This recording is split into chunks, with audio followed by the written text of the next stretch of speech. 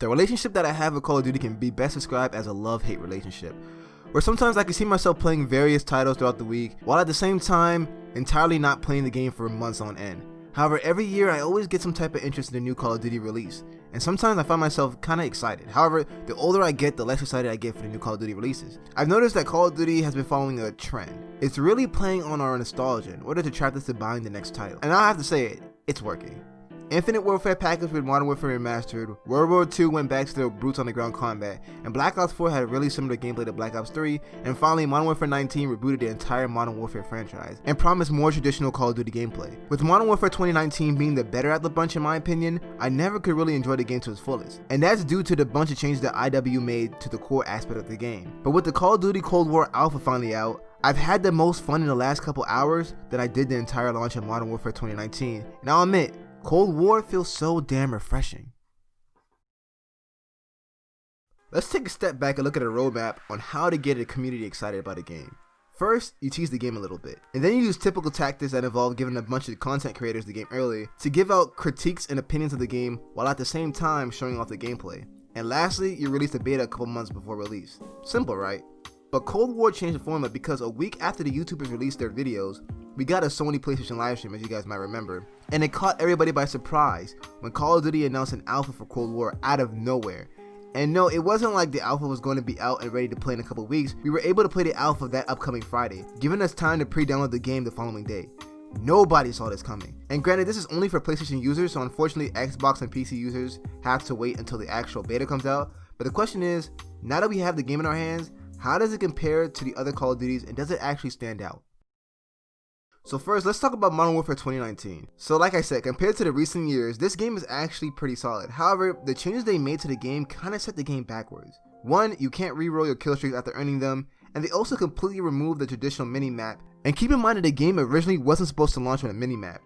So instead, they met the fans halfway and incorporated a mini-map, but nobody shows up on it whenever they shoot their gun. And in my opinion, it made suppressors useless. They also cranked up skill-based matchmaking, which matches you up against players on your same skill level or higher, which makes certain modes unplayable unless you're ready to sweat your heart out or go pro in a Call of Duty tournament. All these factors and others I didn't mention prompted slow, tactical, and campy gameplay, which didn't make the game fun most of the time.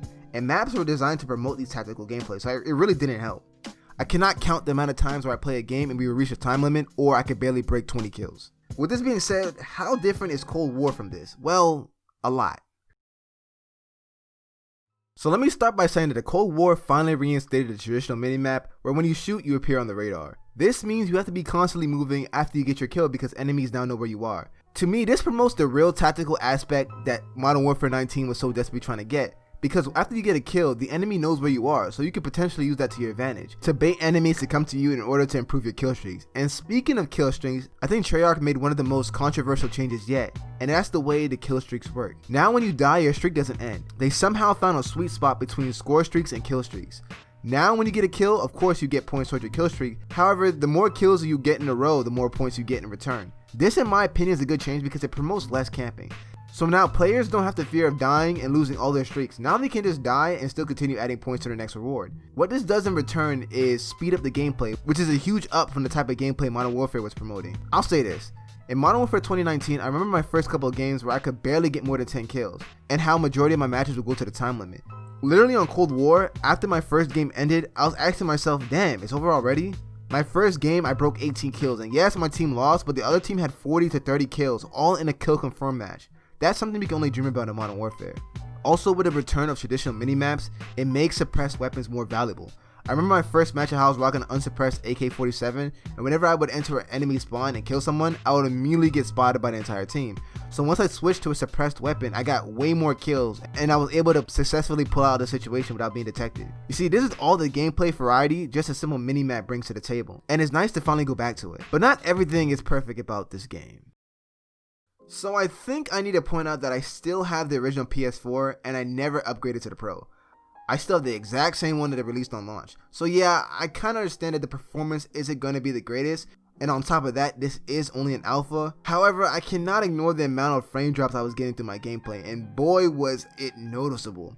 specifically in the desert map where so much is going on in the background, like the floating parachute, where my console just couldn't handle it and I would just skip everywhere. Now I don't know how well optimized it's going to be at launch, but it almost makes the game unplayable. So if I don't see any changes, I just might wait until the game comes out in next gen and then get it then. Also, the sound design is kind of off. One thing I can say about Modern Warfare 2019 is how well the sound design was. From the atmosphere to the footsteps, even though they were loud as hell, to the gun sounds. In Cold War, the guns kind of sound plastic and fake. I think it's just Treyarch style, but the comparison is really jarring. In terms of weapon balance, from the options we have, it's clear that the AK-47 is the most efficient gun. Of course, we don't know what all the guns look like in the alpha, but it seems it's the most used gun that everybody's just using. And lastly, despite how much I praise the new score streak, kill streak hybrid, the spam at the end of matches is beyond ridiculous. It seems that most players tend to get their highest streak near the end of the game, and they just release everything they have at the final stretches of matches. Like, it was just attack helicopter after attack helicopter. Now granted, this wasn't like this in every single game, but when you're going against 2 or more good players, it gets really overwhelming. I can say it does take a lot of score in order to get some of these kill streaks, but the good players will most definitely get them, especially if they're getting a lot of kills and playing the objective. Also, there's a little glitch with the motion blur. Like, no matter how many times I turn it off, it constantly keeps turning itself back on, and it was pretty annoying. And my last gripe is the freaking snipers. Sniping in this game is going to be a problem. It's almost a combination of Black Ops 2 sniping with Modern Warfare 3. The aim down sight speed is damn near as fast as the submachine guns. I really found myself getting quickscoped the minute my eyes met another player, so I think it needs a bit of toning down, but it's really just going to depend on the community reaction. And we probably won't hear about changes until everyone gets to play the game once the beta comes out.